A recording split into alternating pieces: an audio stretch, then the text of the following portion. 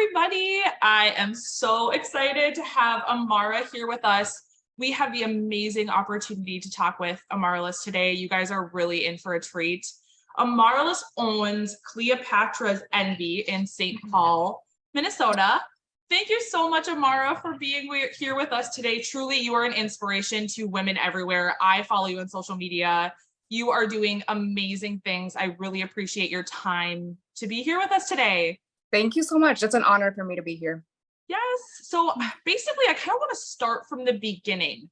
How initially did you hear about the Academy, or what brought you to the decision to join with Minnesota Brow Lash Academy? Yeah, so my backstory with Minnesota Brow Lash Studio and Academy is a little different, I think, than most, because I actually was in charge of doing all of the Spanish marketing for the Academy. So I initially, was actually a team member, pretty much just helping out with, marketing to the Hispanic community, communicating with them, and getting them all set up with the artists at the studio. So that was how I initially came across the Academy. And what classes did you start with? Like, what classes did you take while you were in the Academy? Yep. So shortly after, I decided to enroll into the aesthetics program with the Academy. And then after I completed the aesthetics program, I did the 6-day permanent makeup course. Why did you go into aesthetics, or why did you want to join this field? This is a huge growing industry. I know that. Is there something in particular that brought you here? Yeah, so kind of interesting. I've been a makeup artist for 10 years, right? And makeup was an unregulated service, and it is once again. But at the time when I took the aesthetics course, they were changing the laws and rules in the state of Minnesota, where you had to have an aesthetics license in order to legally practice as a makeup artist. So I took the aesthetics course to, basically not have any issues with the state and be, up to date with everything. Now they unregulated it all over again. So, but I'm really glad that I took it either way, because I gained a lot of knowledge when it comes to skin. Aesthetics covers everything, and it has helped me in my career having that knowledge and having that background. And I don't regret it. It was a great opportunity. Well, and no one can take that away from you too. I mean, I feel like Board of Cosmetology is constantly changing what's regulated, what's not regulated. Right. Amara and I had the opportunity to chat a little bit before we started recording, and she was telling me about her story. Amara, the main reason that she went into the aesthetics industry is to spend more time with her kids. She was doing freelance makeup on the weekends, almost every weekend. And that's a lot of time to take away from the kids. With, they're in school during the week, you're gone during the weekend. Now you've got this amazing, beautiful business that you can take the time to make your own schedule. And that's kind of the next thing I want to go into is your business now.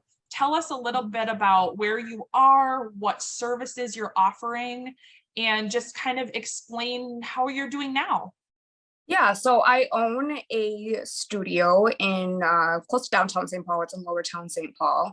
And I'm offering mostly brows. I do some lips as well. And I continue to still do makeup.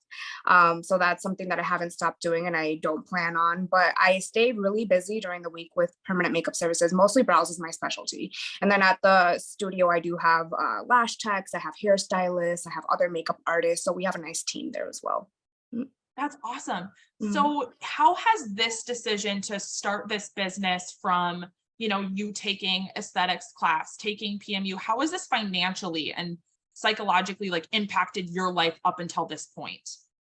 So financially, permanent makeup is a huge moneymaker. So financially, it's been a game changer. I absolutely I feel very comfortable with what I'm making financially, and more so also with, I was making good money as a makeup artist too, but the fact that I can create my schedule to fit my kids' school is fantastic and still be able to make amazing money. So financially, it's helped me, my family so much to really escalate. Psychologically, it's challenged me. It really has, because permanent makeup is so different than makeup, and I don't think I was fully prepared for what what it all entails, but it's challenged me in a good way. I feel like I've built tougher skin with offering permanent makeup, because the vibe is completely different with permanent makeup clients and with makeup clients.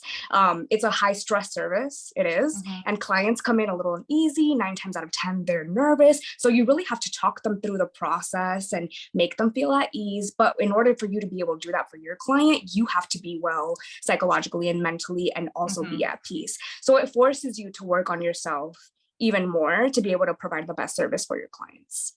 How did you get over that initially? Like, is it just something that you were like, over time, you learned how to talk with clients?